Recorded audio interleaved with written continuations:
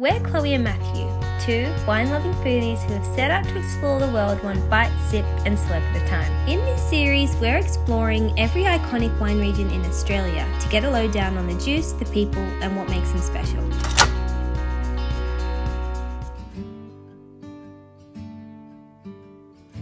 With more than 140 vineyards and 40 wineries, the Canberra wine region is a beautiful place located just 35 minutes car ride from the Australian capital. This cool climate area produces world-class wines, including some of the best Shiraz and Riesling we've tried. On this trip, we were guided by my good friend and Canberra wine expert Emma, who graciously took the day to show us around her favourite wineries in the area.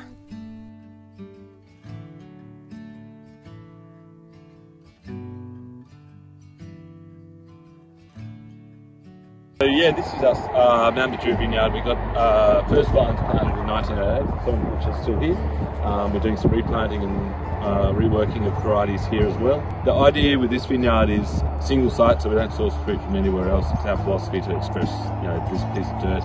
And the reason why that's exciting or otherwise is because it's limestone mixed in with volcanics, and so some of the best vineyards in the world are on limestone, as everybody knows, hopefully.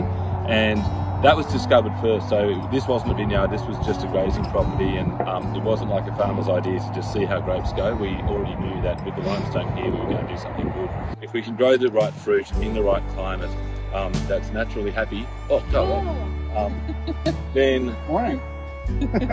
these guys are just starting to swoop. Yeah. This could be an interesting bit of video in a second as we go screaming out of the area. Mount Madura was found in 1988 by Dr. Edgar Rick, with the first wines produced in 1990. Originally planned as a New World Burgundy vineyard focusing on Pinot Noir and Chardonnay, Merlot quickly became the star wine for them, and in 2009 Tempranillo became their flagship variety.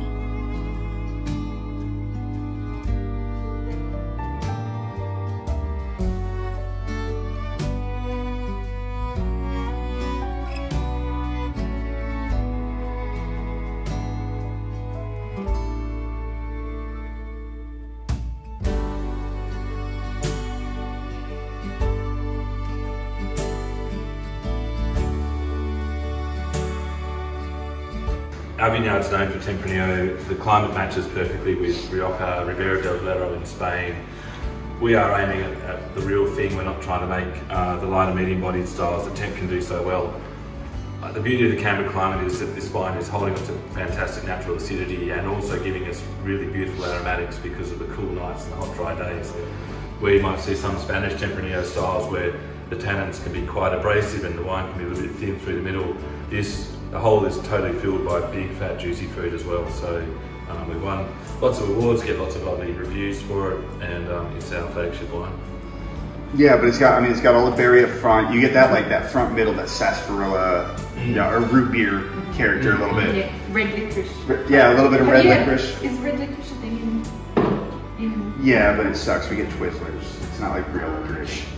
But yeah, in the middles, that you get all that like tobacco and a little bit of that forest floor, but you get all that weight.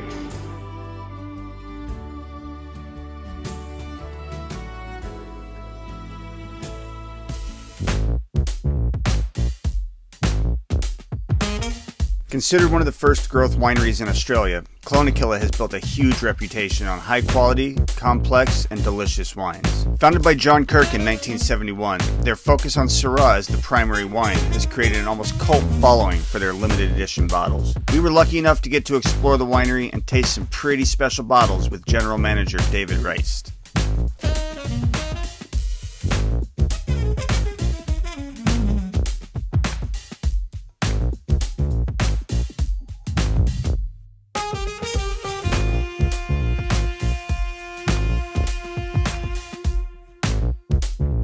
So this is the straight Syrah. Now this is what I was chatting about at the cellar door. Yeah. This is off Tim's Vineyard. It's so yeah, lovely and delicate on the nose. And there are times, in fact, in a recent review that I just looked at yesterday, on the 22 Shirazes, I talked about the Pinot-esque character of the Shiraz, and that often describes our Shirazes here. And we kind of sometimes revert to that description just to give people an idea of the weight, Yeah.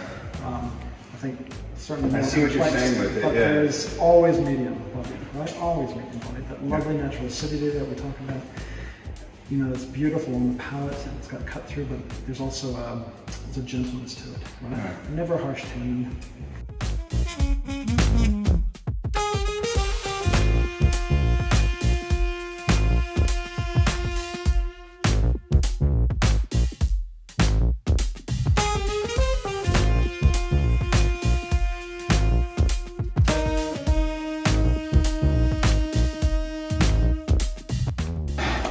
Feeling good? We'll crack a Syrah and a Shiraz Viognier to show you the difference because it's quite interesting on a textural level, right? Yeah. Because you get that mouthfeel. And that is Viognier, I think, that comes through. Even at 5% in coconut, you get that, just that little texture. It just takes the edge off the tannin.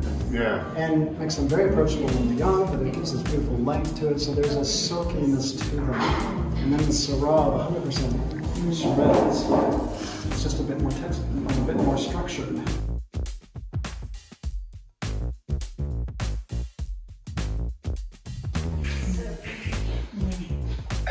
It's just starting to get some of that kerosene, that petrol. A little bit of Deeply. I like that. It's one of my favourite things actually. Like, yeah, like that texture as well. Yep, that's right. Yeah.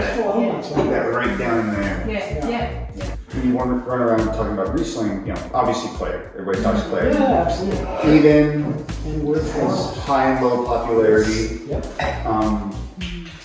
Adelaide Hills, they talked about it, but yeah, other than that, like you get up and, you know, Beechworth wants to do it. Tassie's doing some fun ones. But yeah, Canberra. But you know, again, I love how they're distinct. Right? So, Yeah. And especially in those places. You go from some that have a bit more citrus to some that have, you know, maybe more floral characters, you know?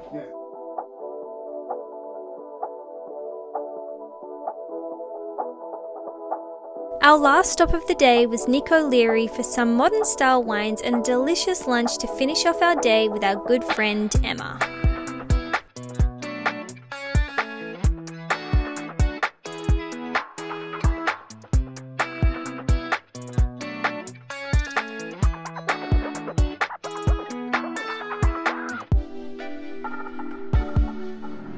Canberra is the end of an era for us, as it's our last wine region in Australia. If you missed any, make sure to go back and watch them all. In the meantime, follow our travel series as we hot-footed around Southeast Asia, exploring the food, wine, and culture of this amazing region. If you can't wait for more wine content, then make sure to like and subscribe below, as next up, we'll be exploring the wine regions of the United States and Europe.